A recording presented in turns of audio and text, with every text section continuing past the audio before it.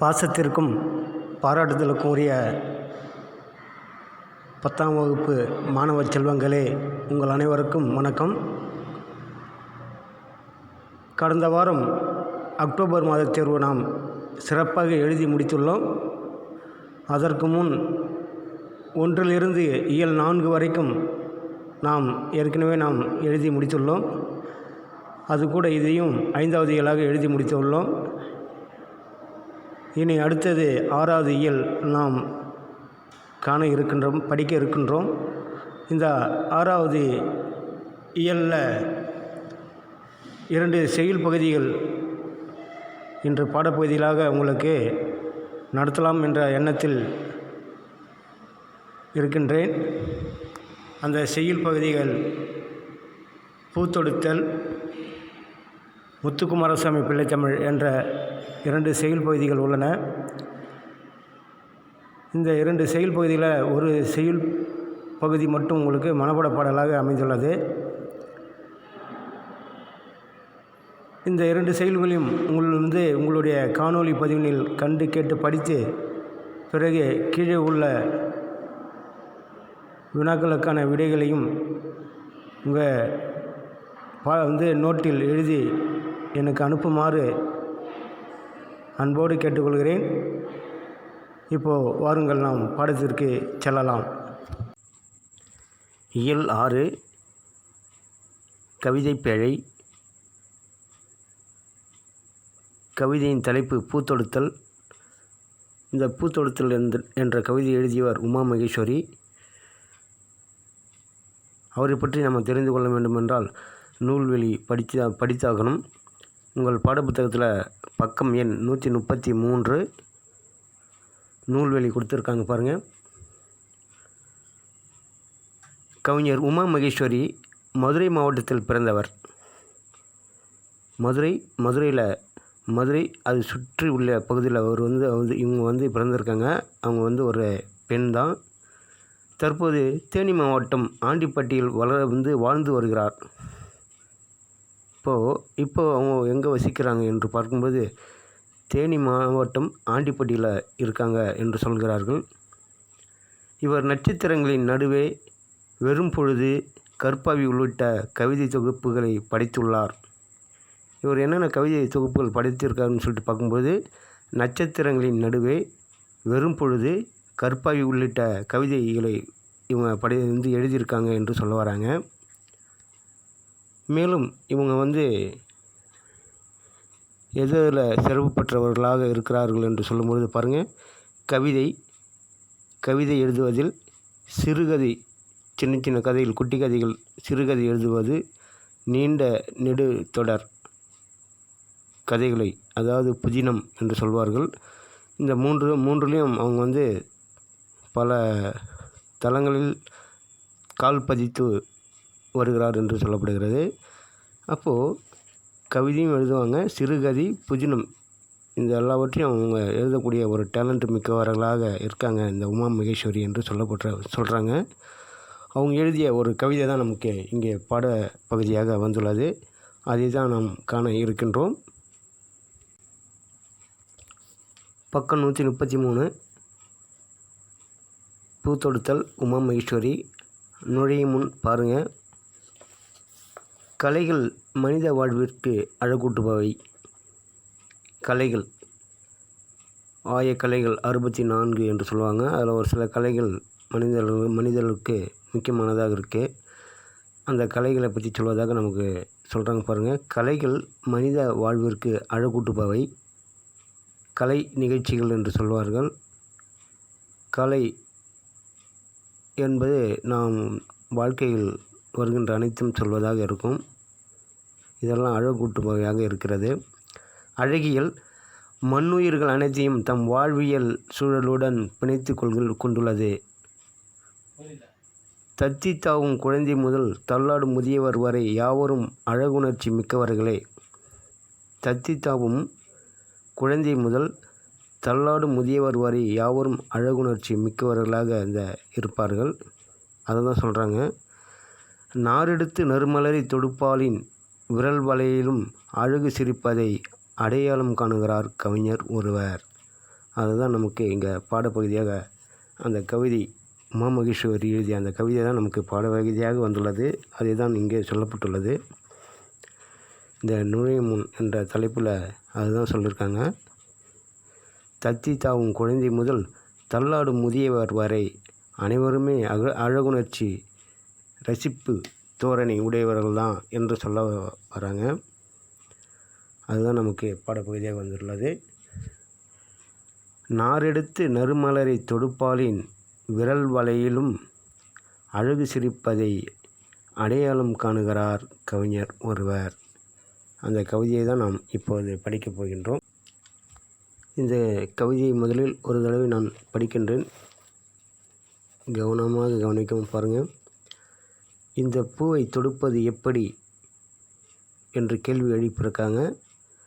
சாந்தமானதொரு பிரபஞ்சத்தை சுமக்கின்றன உள்ளித்தண்டுகள். இறுக்கி முடிச்சிட்டால் காம்புகளின் கழுத்து முறியும். தளர பிணைத்தால் மலர்கள் தரையில் நழுவும். வாசலில் மரணம் நிற்பதை அறிந்தும் வருந்தாமல் சிரிக்கும் இந்த பூவை எப்படி தொடுக்க நான்? ஒருவேளை என் மனமே நூலாகும் நுண்மை உற்றால் ஒழிய என்று சொல்லப்பட்டிருக்கு. மீண்டும் இதற்கான பொருளையும் நான் கூறுகிறேன். இந்த படத்தில் பாருங்கள், பக்கத்தில் படம் கொடுத்துருக்கு. ஒரு பெண் என்பவள் அமர்ந்து கொண்ட நிலையில் இருக்கின்றாள். பக்கத்தில் இந்த பூக்கள்லாம் இருக்குது. பூக்களை அவள் கட்டுதல் என்பதை பற்றி சொல்கிறாங்க. இந்த பாடலில் 2 விஷயங்கள் சொல்லப்படுகிறது. இலைமறை காய்மறையாக 2 விஷயங்கள் சொல்லியிருக்காங்க. அவங்களுடைய அந்த உமாமகேஸ்வரியுடைய இயக்கத்தை இந்த கவிதையில் சொல்லியிருக்காங்க. இந்த பூவை தொடுப்பது எப்படி, இந்த பூவை தொடுப்பது எப்படி என்று கேள்வி எழுப்பியிருக்காங்க. அதாவது இந்த உலகத்தில் இருக்கின்ற பெண்களை பாதுகாப்பது எப்படி என்பதை பற்றி சொல்வதாக இங்கே வந்திருக்கு. இந்த பூவை தொடுப்பது எப்படி, இந்த உலகத்தில் பெண்களை நான் எப்படி பாதுகாப்பேன் என்ற கேள்வி எழுப்பியிருக்காங்க. மீண்டும் படிக்கிறேன் பாருங்கள். சாந்தமானதொரு பிரபஞ்சத்தை சுமக்கின்றன உள்ளித்தண்டுகள். சாந்தமானதொரு பிரபஞ்சம் என்றால் உலகத்தை சுமக்கின்றன ஒளித்தண்டுகள். சாந்தமானதொரு பிரபஞ்சத்தை சுமக்கின்றன ஒளித்தண்டுகள் என்றால் என்ன பார்க்கும்பொழுது, இங்கே பெண்கள் தான் இந்த சமுதாயத்தை தாங்கக்கூடியவர்களாக இருக்கிறார்கள் என்று சொல்லப்படுகிறது. அவங்கள தான் ஒளித்தண்டுகள், இந்த பூமியை தாங்குகின்ற ஒளித்தண்டுகள் என்று யாரை சொல்கிறார்கள் என்றால் பெண்களை சொல்கிறாங்க. இந்த உலகத்தில் பூமியில் இந்த உலகத்தில் பெண்களால் தான் இந்த உலகம் இயங்கி கொண்டு இருக்கிறது என்ற பற்றி சொல்கிறாங்க. மீண்டும் பாருங்கள். இறுக்கி முடிச்சிட்டால் காம்புகளின் கழுத்து முறியும். இறுக்கி முடிச்சிட்டால் காம்புகளின் கழுத்து முறியும். பூ கட்டும்போது அந்த பூக்களுடைய காம்பை எடுத்து வைத்து தான் பூ கட்டுவாங்க. கட்டும்போது நல்லா அந்த நூலை போட்டு இறுக்கிட்டாங்கன்னா அந்த காம்பு நுனி, அதாவது காம்பு என்ன ஆகும், டக்கு டக்குன்னு கட்டாயிடும். இறுக்கி முடிச்சிட்டால் காம்புகளின் கழுத்து முறியும், கட்டாயிடும். அதுபோல் இந்த உலகத்தில் வாழ்கின்ற பெண்கள், சமுதாயத்தில் வாழ்கின்ற பெண்களை நாம் கவனிக்காமல் விட்டோம் என்றால் இந்த உலகமானது வீணாகிவிடும் என்று சொல்கிறாங்க. மீண்டும் பாருங்கள். தளர பிணைத்தால் மலர்கள் தரையில் நழுவும். சரி, அந்த பூவை நம்ம கொஞ்சம் ஃப்ரீயாக நம்ம கட்டுறோம்னா அது என்ன ஆகும், நூலை விட்டு அது கீழே நழுவும். அதுபோல் பெண்களை நாம் கண்டுக்காமல் விட்டாலும் அவங்களுடைய வாழ்வானது நலிவுறும் என்று சொல்லப்படுகிறது. இந்த 2 செய்தி தான் 3வது அடியில் வருது பாருங்கள். வாசலில் மரணம் நிற்பதெறிந்தும் வருந்தாமல் சிரிக்கும் இந்த பூவை எப்படி தொடுக்க நான்? பாருங்கள் என்ன சொல்ல வராங்க பாருங்கள். வாசலில் மரணம் நிற்பது அறிந்தும் வருந்தாமல் சிரிக்கும் இந்த பூவை எப்படி தொடுக்க நான்? அப்போது காம்புகள் பூவை இறுக்கி முடிச்சிட்டாலும் அதுக்கு பிரச்சனை உள்ளது. அப்போது தளர நம்ம கட்டினாலும் அது நழிவுடுன்னு சொல்கிறாங்க. இதுபோல் அவங்க மரணம் நிற்பதை அறிந்தும் அந்த பூக்கள் எப்போதும் சிந்தித்து கொண்டே இருக்கின்றது. அந்த பூக்கள் அதுபோல் பெண்கள் எப்போதும் அவங்க சிரித்து கொண்டு மன மகிழ்ச்சியோடு தான் இருக்காங்க. ஆனால் இவங்கள நான் எப்படி பாதுகாத்து கொள்ள முடியும்? அவங்களுக்கு பிரச்சனைகள் இருப்பதை தெரிஞ்சும் நான் எப்படி அவங்கள தற்காத்து கொள்ள முடியும் என்பதை பற்றி சொல்கிறாங்க. எப்படி தொடுக்க நான் ஒரு வேளை பாருங்கள், ஒரு வேளை என் மனமே நூலாகும் உண்மை உற்றால் வழிய. அப்போது பாருங்கள், வாசலில் மரணம் நிற்பதை எறிந்தும் வருந்தாமல் சிரிக்கும் இந்த பூவை எப்படி தொடுக்க எப்படி நான் பாதுகாப்பேன் இந்த பூக்களை? மரணம் அவங்களுக்கெல்லாம் பெண்களை கண்டுக்காமல் விட்டுட்டா அவங்க இறந்து போவாங்களே என்று சொல்ல வராங்க. அப்படிப்பட்ட பெண்களை நான் எப்படி பாதுகாப்பேன்? ஒருவேளை என் மனமே நூலாகும் உண்மை உற்றால் வழிய. நான் கண்டிப்பாக இயல் 6 இன்னொரு கவிதை பேழை இன்னொரு பாடல் கொடுத்துருக்காங்க. பாடத்தின் தலைப்பு முத்துக்குமாரசாமி பிள்ளைத்தமிழ். எழுதியவர் குமர குருபரர். உங்கள் பாட புத்தகத்தில் பக்கம் 134 கொடுத்துருக்காங்க. குமரகுருபரையும் இந்த நூலினை பற்றியும் தெரிந்து கொள்வதற்காக நாம் நூல்வெளி படிக்க வேண்டும். பக்கம் 135 நூல்வெளி இருக்குது பாருங்கள், கவனிங்க. குமரகுருபரர் இயற்றிய முத்துக்குமாரசாமி பிள்ளைத்தமிழில் செங்கீரை பருவத்தின் 8ஆம் பாடல் நமக்கு பாடப்பகுதியாக வந்துள்ளது. இந்த பிள்ளைத்தமிழ் 96 வகை சிற்றிலக்கியங்கள் ஒன்றாக கருதப்படுகிறது. இதில் இறைவனையோ தலைவனையோ அரசனையோ பாட்டுடை தலைவராக கொண்டு அவரை குழந்தையாக கருதி பாடுவர். பாட்டுடை தலைவரின் செயற்கரிய செயல்களை எடுத்து இயம்புவது பிள்ளைத்தமிழ். பாட்டுடைய தலைவரின் செயற்கரிய செயல்களை எடுத்து இயம்புவது பிள்ளைத்தமிழ். நம்ம இறைவனையோ அல்லது ஒரு தலைவனையோ அல்லது ஒரு அரசனையோ நம்ம புகழ்ந்து நம்ம பிள்ளைத்தமிழ் பாடும்போது அவர்கள் செய்த அரிய பெரிய செயல்கள், நல்ல செயல்கள் எது எது என்பதை பாராட்டி பாடுவது தான் இந்த பிள்ளைத்தமிழ் என்று சொல்லப்படுகிறது. இந்த பிள்ளைத்தமிழ் 10 பருவங்கள் அமைத்து பருவத்திற்கு 10 பாடல் என 100 பாடல்களால் இது பாடப்பெறும்.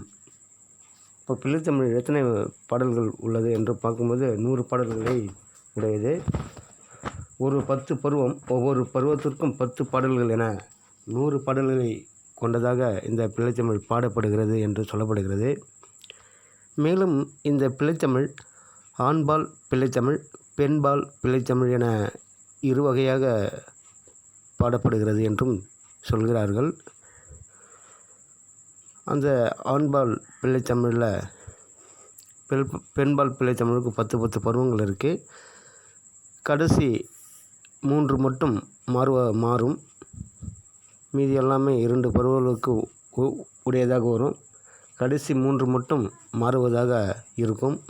அதுதான் சொல்லப்படுகிறது. மேலும் இந்த குமரகுருபரரை பற்றி சொல்கிறாங்க பாருங்கள். குமரகுருபரின் காலம் 17ஆம் நூற்றாண்டு. அப்போ இவர் கிபி 17ஆம் நூற்றாண்டில் வாழ்ந்தவர். இவர் தமிழ், வடமொழி, இந்துஸ்தானி ஆகிய மொழிகளில் புலமை மிக்கவராக இருந்திருக்கார் இந்த குமரகுருபரர்.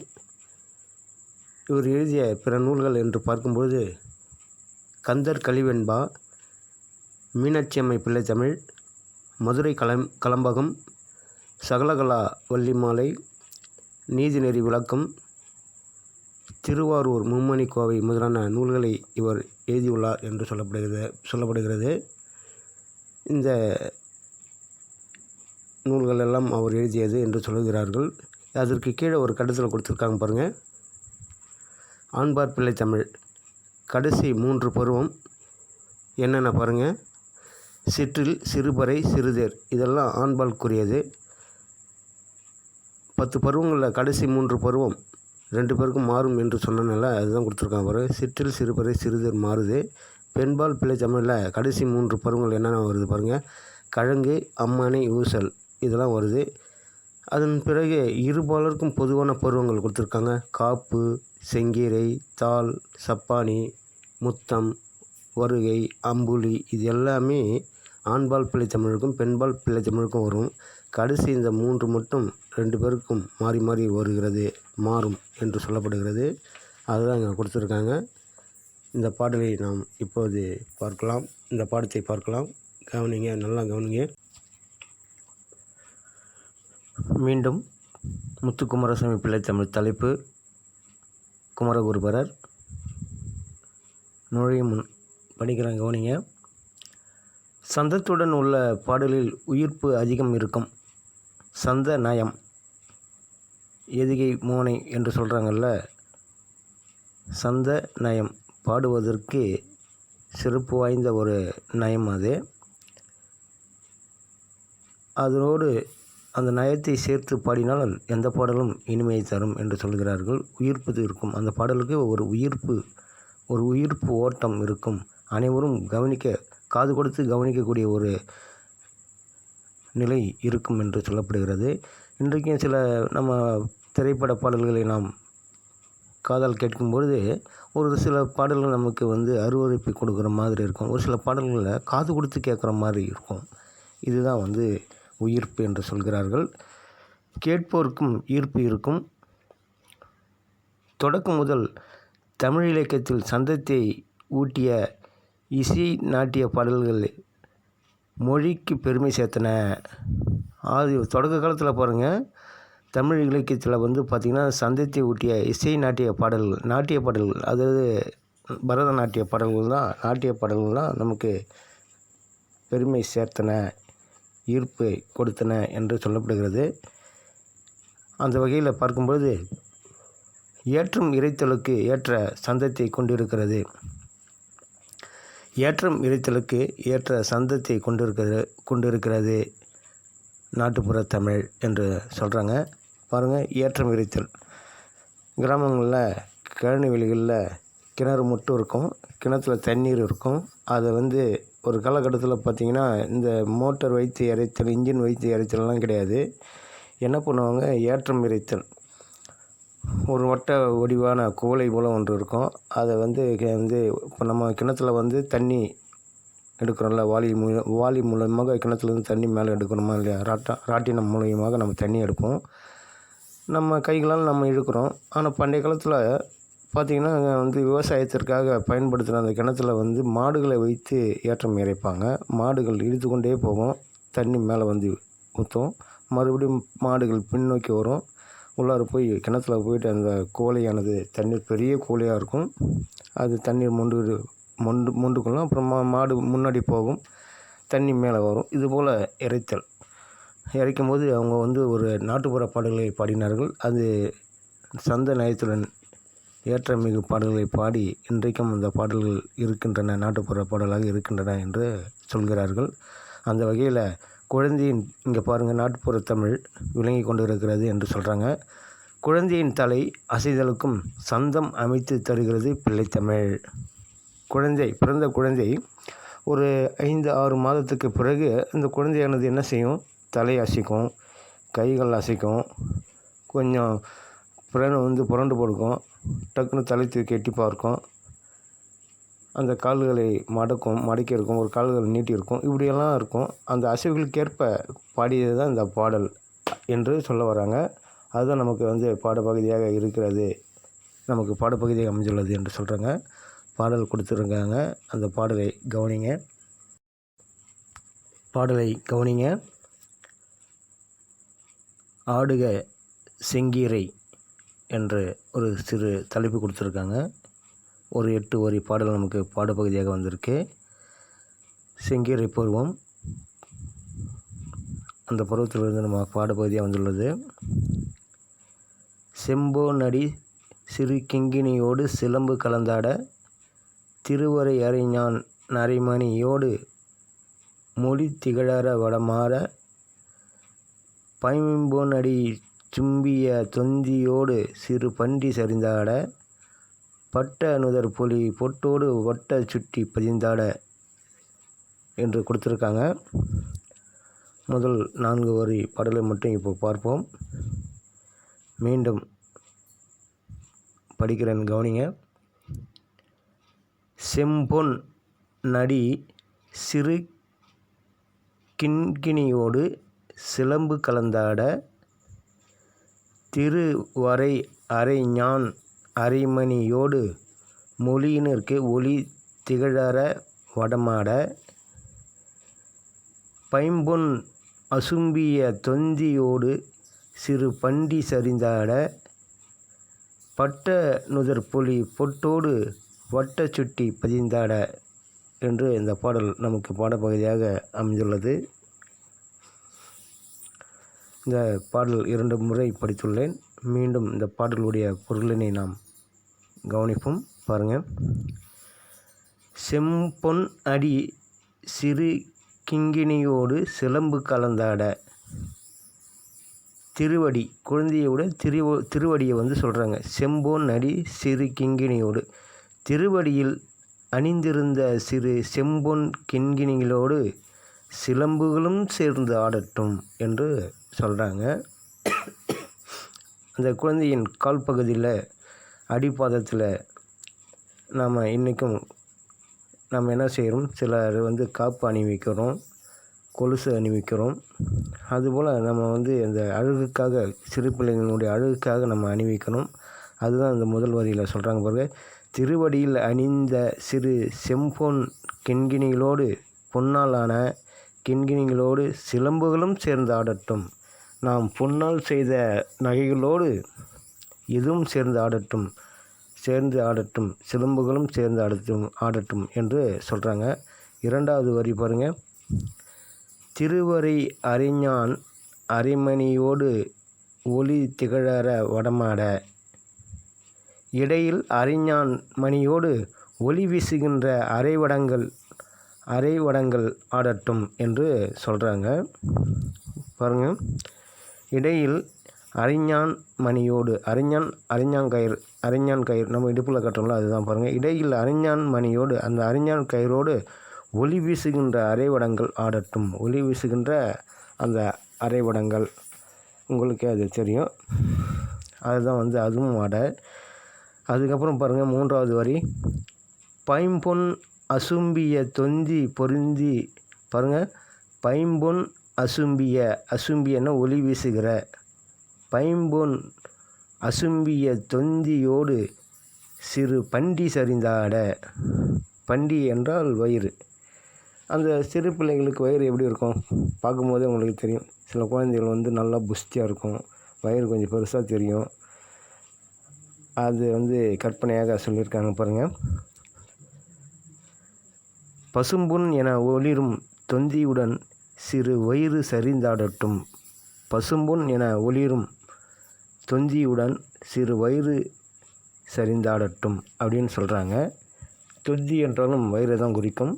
தொந்தி என்றால் வயிறு, நல்ல புஷ்டியான வயிறு, நல்ல பெரிய வயிறு என்று சொல்கிறாங்களா, அதுதான். அது சரிந்தாட, நல்ல பெருசாக இருக்கிறது, அது வயிறு குலுங்க ஆட. அதுக்கப்புறம் பாருங்கள். பட்ட நுதற் பொலி பொட்டோடு. பட்ட நுதல்னால் நெற்றி, பட்டம் கட்டுகின்ற அந்த நெற்றி பகுதி. பொலி பொட்டோடு வட்டம் சுட்டி பதிந்தாட என்று சொல்கிறார்கள். பட்டம் கட்டிய நெற்றியில் விளங்குகின்ற பொட்டுடன் வட்ட வடிவமான சுட்டி பதிந்தாடட்டும். நெற்றி, நம்ம நெற்றி பகுதியை சொல்கிறாங்க. இந்த நெற்றி பகுதியில் இன்றைக்கு நம்ம சில பெண்கள் அழகு நிலையத்தை அழகுபடுத்தும் போது அந்த நெற்றி சுட்டிகை ஒன்று. கம்பி வீதம் பொதி குண்டலம் முங்குகுழை காது மசைந்தாட. கட்டிய சூழியும் முச்சி கதிர்முத்தோடு மாட. வம்பவள திரு மேனியும் மாடியிட ஆடுக செங்கீரை. ஆதி வைத்திய நாதபுரிக்குக ஆடுக செங்கீரை என்ற பாடல் கொடுத்துருக்காங்க. பாருங்கள் மறுபடியும். கம்பி விதம் பொதி குண்டலம் முங்குகுழை காது மசைந்தாட என்று ஒரு லைன் சொல்லியிருக்காங்க.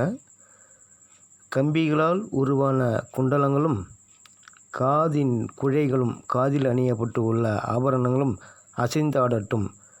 உச்சி கொண்டையும் அதில் சுற்றி கட்டப்பட்டுள்ள ஒளி உள்ள முத்துக்கோளோடு ஆடட்டும் என்று அடுத்த வரியில் சொல்கிறாங்க பாருங்க. கட்டிய சூழியு உச்சியும் முச்சி கதிர்முத்தோடு மாட. உச்சி கொண்டையும் சின்ன பிள்ளைகளுக்கு பார்த்திங்கன்னா தலைமுடியெல்லாம் சேர்த்து இந்த உச்சியில் ஒரு கொண்டை போடுவாங்க. அதுதான் சொல்கிற முறை. அந்த கொண்டையை சுற்றி முத்துக்கள் கட்டப்பட்டுள்ளது, அதெல்லாம் சேர்ந்து ஆடட்டும் அப்படின்னு சொல்கிறாங்க பாருங்கள். உச்சி கொண்டையும் அதில் சுற்றி கட்டப்பட்டுள்ள ஒளி உள்ள முத்துக்களோடு ஆடட்டும் அப்படின்னு சொல்ல வராங்க. அடுத்தது பாருங்கள், கடைசி அடிக்கு முன்னாடி அடி, வம்பவள திருமேனியும் ஆடிட ஆடுக செங்கீரை அப்படின்னு சொல்கிறாங்க. வம்பவள என்று சொல்லும்போது பாருங்கள், தொன்மையான வைத்தியநாதபுரியில் எழுந்தருளி உள்ள முருகனே ஆடுக செங்கீரை அப்படின்னு சொல்கிறாங்க. வம்பவாள திரு மேனியும் ஆடிட, அழகான அந்த மேனியும் உடம்புலாம் ஆடிட ஆடுக செங்கீரை ஆதி வைத்திய நாதபுரிக்கு ஆடுக செங்கீரை அப்படின்னு சொல்கிறாங்க. அப்போ பாருங்கள், உச்சி கொண்டையும் அதில் சுற்றி கட்டப்பட்டுள்ளத ஒளி உள்ள முத்துக்களோடு ஆடட்டும். அந்த உடல் மேனியை சொல்கிறாங்க. வம்பவாள திரு மேனியும் ஆடிட, அந்த மேனி என்றால் உடல் முழுவதும் ஆடிட உடல் முழுவதும் அசைந்தாடிட ஆடுக செங்கீரை அப்படின்றாங்க.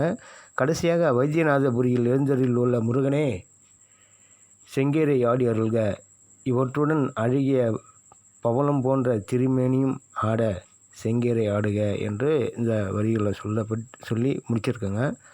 ஆதி வைத்திய நாதபுரிக்கு ஆடுக செங்கீரை என்று இந்த பாடல் முடிச்சிருக்காங்க.